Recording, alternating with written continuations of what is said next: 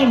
কৃতজ্ঞতার পর সভাস্থ প্রতিটি মানববর্গকে স্থান বিশেষে শ্রদ্ধা ও স্নেহ জানিয়ে মানব সভ্যতায় ইসলামের অবদান নিয়ে কিছু বাক্য ব্যয় করে স্বস্থানে প্রস্থান করতে চাই। আল্লাহ তাআলা সর্বোত্তম সাহায্যকারী। সম্মানিত প্রাজ্ঞীবর্গ, পৃথিবীর শ্রেষ্ঠ প্রাণী, অপর ভাষায় সৃষ্টির সেরা প্রাণী হচ্ছে মানব জাতি। পৃথিবীর রীতি যে বস্তু উৎকৃষ্ট, তার ভ্রষ্টতায় সে তত নিকৃষ্ট। সুতরাং মানব সমাজ যেমন তার গতিপথে উৎকৃষ্ট, ততটাই নিকৃষ্ট তার মতিভ্রমে। কিন্তু কে তাকে বলে দিবে তার উৎকৃষ্টতা এই পথে, তার ভ্রষ্টতা এই পথে? মানব মস্তিষ্ক কি তার সঠিক ধারণা পেতে সক্ষম, নাকি সে তার স্বীয় প্রবৃত্তির কারণে অক্ষম?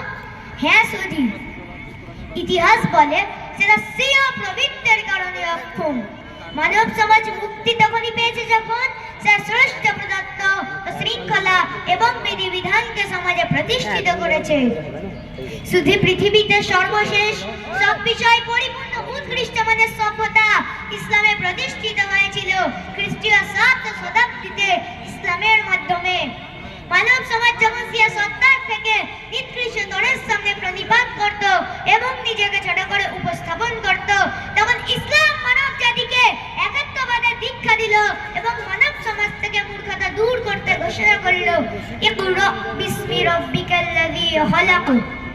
অর্থাৎ পরশীয় প্রভুর নামে যিনি সৃষ্টি করেছেন, দায়িত্বের অন্যতম কারণ সুদকে দমন করল। ঘোষিত হলো, ইয়া আইয়ুহাল্লাযীনা আমানু তাকুল্লাহ ওয়া যারু মা বাকিয়া মিনার রিবা ইন কুনতুম মুমিনিন। অর্থাৎ, হে ঈমানদারগণ, আল্লাহকে ভয় করো এবং সুদের যে সমস্ত বাকিয়া রয়েছে তা পরিত্যাগ করো যদি তোমরা মুমিন হয়ে থাকো। দারিদ্রতার মুক্ত সমাজ গঠনে যাকাত ব্যবস্থা চালু করলো এবং সঠিক প্রভাবের হাতে তুলে দিতে 8 প্রকার ব্যক্তিকে নির্দিষ্ট করে দিল। পুঁজিবাদকে প্রশ্রয় না দিয়ে ঘোষণা করলো, ধনাচর্য কেবল তোমার বিদ্যাশীলার মধ্যে পুঞ্জীভূত না হয়। জাতীয় স্বাস্থ্য সংরক্ষণ ও বৈধ মানব প্রজন্ম বাঁচিয়ে রাখতে বিবাহ প্রথাকে সরল করে তাকে প্রসারিত করলো। বিঘোষিত হলো, আন-নিকাহ মিন সুন্নতি ফামান লাম ইয়ামাল বিসুন্নতি ফালাইসা মিন্নি। অর্থাৎ, বিবাহ আমার সুন্নত, যে ব্যক্তি আমার সুন্নতের উপর আমল করবে না সে আমার মধ্যে থেকে নয়। অপরদিকে সমাজ ধ্বংসকারী ব্যভিচারের মতো কুপ্রবৃত্তিকে নিষেধ করে ঘোষণা করলো, ওয়ালা তাকরাবুয যিনা ইন্নাহু কানা ফাহিশা। তেমনি তাকে পুঙ্খানুপুঙ্খভাবে বন্ধ করতে ঘোষণা করলো, আয-যানিয়াতু ওয়াজ-যানি ফাজলিদু কুল্লু ওয়াহিদিন মিনহুমা মিআতু জালদা। অর্থাৎ, ব্যভিচারী পুরুষ ও ব্যভিচারী নারী তাদের সবাইকে তোমরা 100 করে বেত্রাঘাত করো।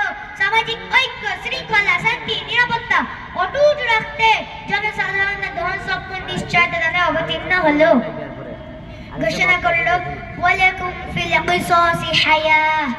অর্থাৎ, হে জ্ঞানী সম্প্রদায়, কিসাসের মধ্যে তোমাদের জন্য জীবন রয়েছে। সম্মানিত সুধী, ইসলাম এভাবে জীবনের প্রতিটি মুহূর্তে প্রতিটি ক্ষেত্রে মানব সমাজকে সর্বসুন্দর ব্যবস্থাপনা দিয়েছে। তাদের বিমোহিত হয়ে বিগত চলমান শতাব্দীর বিশ্ববিখ্যাত প্রাজ্ঞীরা নির্দ্বিধায় ইসলামের জয়গান গেয়েছেন, গেয়ে যাচ্ছেন এবং অবিরত গাইতেই থাকবেন। সেই স্রোতে ভেসেই উইলিয়াম মুর বললেন, ইসলামের আবির্ভাবে মানধাতাময় কুসংস্কার ও ভ্রান্ত ধারণার ঘোর তামাশা বিদূরিত হয়েছে। মহাত্মা গান্ধী বললেন, পবিত্র যখন অন্ধকারে নিমজ্জিত প্রাচ্যের আকাশে উদিত হল এক উজ্জ্বল নক্ষত্র, তা দিল আর্ত পৃথিবীকে আলো ও স্বস্তি। শুধু চলমান সময় পশ্চিমা দেশগুলিতে বাংলা ভারত আত্মহত্যার সংখ্যা বৃদ্ধি আমাদের জানিয়ে দেয় তাদের অসম্পূর্ণ সভ্যতার অপারগতা।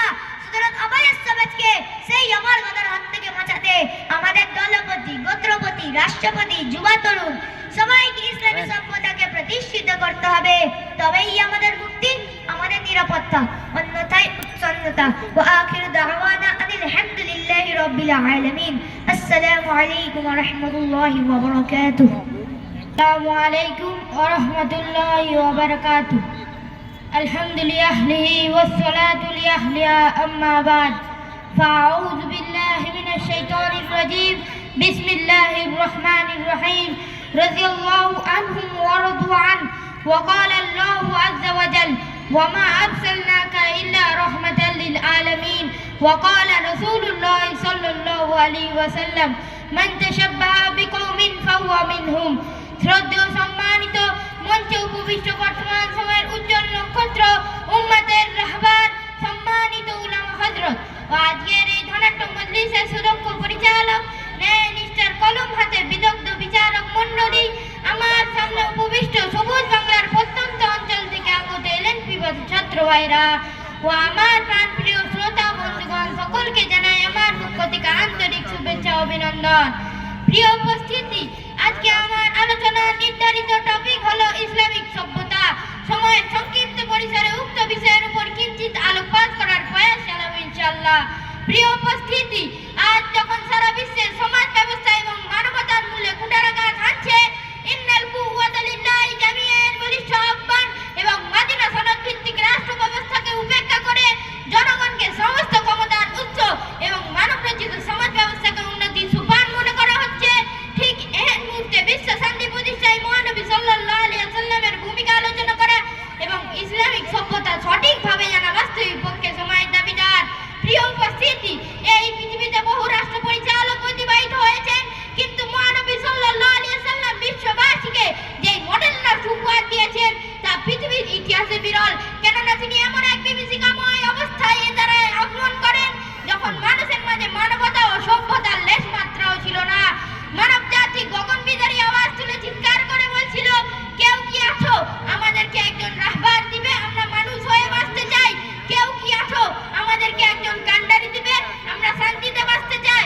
ঠিক এই মুহূর্তে শান্তির সওগাত ও অশান্তির চূড়ান্ত পতন ঘটিয়ে এ দ্বারার বুকে আগমন করেন বিশ্ব মানবতার মুক্তির দূত রাসূল আরবি সাল্লাল্লাহু আলাইহি ওয়াসাল্লাম এবং প্রতিষ্ঠা করেন তদানীন্তন আরবের মাঝে শান্তিময় রাষ্ট্র ব্যবস্থা।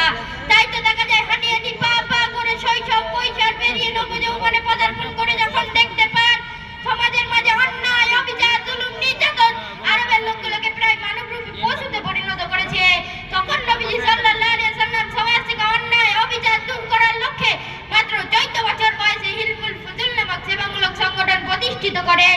তারই ধারাবাহিকতায় নবী সাল্লাল্লাহু আলাইহি ওয়াসাল্লাম 40 বছর বয়সে নবুয়ত লাভের পর সমাজ থেকে অন্যায় অবিচার নির্মূল করার লক্ষ্যে এবং পরস্পরে ঐক্য বজায় রাখার উদ্দেশ্যে সঞ্চার কণ্ঠে ঘোষণা করেন, ইয়া আইয়ুহান নাস কুলু লা ইলাহা ইল্লাল্লাহু তুফলিহুন। ফলে মানুষ খুঁজে পেয়েছিল মানবতা ও সুশৃঙ্খল সমাজ। সমাজ থেকে শ্রেণী বৈষম্য নির্মূল করার লক্ষ্যে নবী সাল্লাল্লাহু আলাইহি ওয়াসাল্লাম ঘোষণা করেন, ইন্নামাল মুমিনুনা ইখওয়া, আর ঘোষণা করেন আল মুসলিমু আখুল মুসলিম। ফলে মানুষের মাঝে এমন ভ্রাতৃত্ব স্থাপিত হয়েছিল যা পৃথিবীর ইতিহাসে বিরল। শুধু তাই নয়, নবী সাল্লাল্লাহু আলাইহি ওয়াসাল্লাম সকলের জীবনের নিরাপত্তার জন্য হদ ও কিসাসের বিধান জারি করে কুরআনের বাণী ঘোষণা করেন, ওয়ালাকুম ফিল কিসাসি হায়াতুন ইয়া উলিল আলবাব। ফলে রাষ্ট্রে পরিণত হয়েছিল নজিরবিহীন নিরাপত্তা ব্যবস্থা। সমাজ থেকে চুরি, ডাকাতি, ছিনতাই, রাহাজানি নির্মূল করার লক্ষ্যে নবী সাল্লাল্লাহু আলাইহি ওয়াসাল্লাম ঘোষণা করেন, ওয়ালাকুম ফিল কিসাসি হায়াতুন ইয়া উলিল আলবাব। ফলে রাষ্ট্রে পরিণত হয়েছিল নজিরবিহীন নিরাপত্তা ব্যবস্থা। নবীজি সাল্লাল্লাহু আলাইহি ওয়াসাল্লাম ব্যবসাকে হালাল এবং সুদকে হারাম করে ঘোষণা করেন, ওয়া হাল্লাল্লাহুল বাইআ ওয়া হারামার রিবা। শুধু তাই নয়, নবীজি সাল্লাল্লাহু আলাইহি ওয়াসাল্লাম জিনার হদ ও নারীর ইজ্জত রক্ষার্থে কুরআনের বিধান জারি করে ঘোষণা করেন, আয-যানিয়াতু ওয়ায-যানি ফাজলিদু কুল্লা ওয়াহিদিন মিনহুমা মিয়াতা জালদা। ফলে তৎকালীন যুগে কোনো নারীকে ধর্ষিত হতে শোনা যায়নি, কিন্তু বর্তমান যুগে কিছু প্রগতিবাদীদের বক্তব্য শুনে অবাক হতে হয়। তারা বলে, ইসলামী আইনের কথা বলে কেন আমার বোনকে জিনার হদ লাগাতে হবে?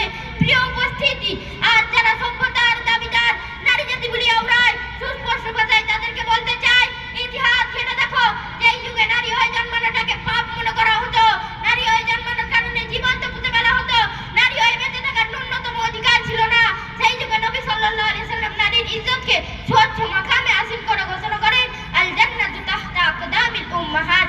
তাই তো যার রাষ্ট্রনীতিতে মুক্ত হয়ে মহাত্মা গান্ধী বলেছিলেন, अगर राष्ट्र में अमानी करना चाहे तो मोहम्मद की हुकूमत इख्तियार करो। প্রিয় উপস্থিতি, আজ যদি আমরা বিশ্বে শান্তি প্রতিষ্ঠা করতে চাই তবে নবী সাল্লাল্লাহু আলাইহি ওয়াসাল্লামকে আইডল মানা ছাড়া বিকল্প কোনো পথ নাই। আল্লাহ পাক রব্বুল আলামিন নবী সাল্লাল্লাহু আলাইহি ওয়াসাল্লামকে আইডল মেনে নবী সাল্লাল্লাহু আলাইহি ওয়াসাল্লামের পদাঙ্ক অনুসরণ করে বিশ্বে শান্তি প্রতিষ্ঠা করার লক্ষ্যে ইসলামিক সভ্যতাকে মনে প্রাণে মেনে নেওয়ার তৌফিক দান করুন।